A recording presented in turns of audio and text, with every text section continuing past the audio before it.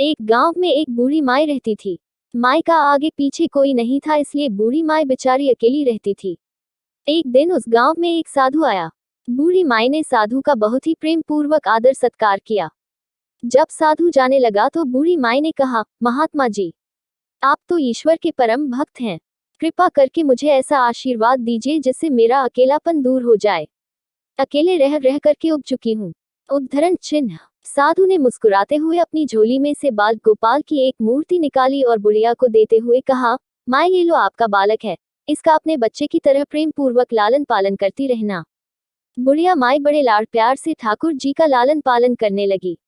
एक दिन गांव के कुछ शरारती बच्चों ने देखा कि माई मूर्ति को अपने बच्चे की तरह लाड़ कर रही है। नटखट बच्चों को माई से हंसी मजाक करने की सूझी।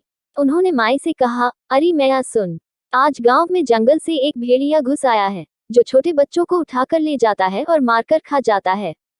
तू अपने लाल का ख्याल रखना, कहीं भेड़िया इसे उठाकर ना ले जाए।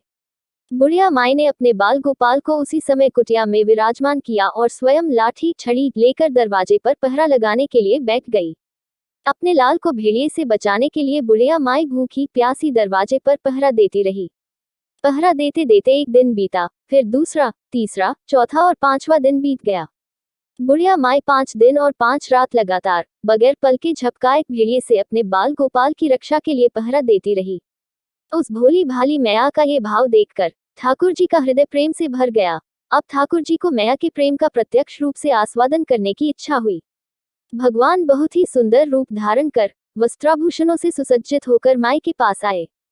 ठाकुर जी के पांव की आहट पाकर माई अड़ गई कि कहीं दुष्ट भेड़िया तो नहीं आ गया मेरे लाल को उठाने। माई ने लाठी उठाए और भेड़िए को भगाने के लिए उठ खड़ी हुई। तब श्याम सुंदर ने कहा, मैं हूँ, मैं तेरा वही बालक हूँ जिसकी तुम रक्षा करती हो। माई ने कहा, क्या?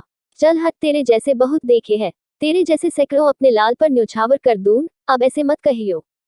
चल भाग जा यहाँ से। ठाकुर जी मैया के इस भाव और एकनिष्ठता को देखकर बहुत ज्यादा प्रसन्न हो गए।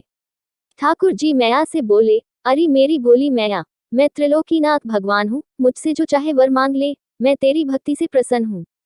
बुढ़िया माई ने कहा, अच्छा आप भगवान हो, मैं आपको 100 प्रणाम करती हूँ। कृपा कर मुझे यह वरदान दीजिए कि मेरे प्राण प्यारे लाल को भेड़िया न ले जाए। अब ठाकुर जी और ज्यादा प्रसन्न होते हुए बोले, तो चल मैया, मैं तेरे लाल को और तुझे अपने निज धाम लिए चलता हूँ। वहां भेड़िए का कोई भय नहीं है। इस तरह प्रभु बुढ़िया माई को अपने निज धाम ले गए।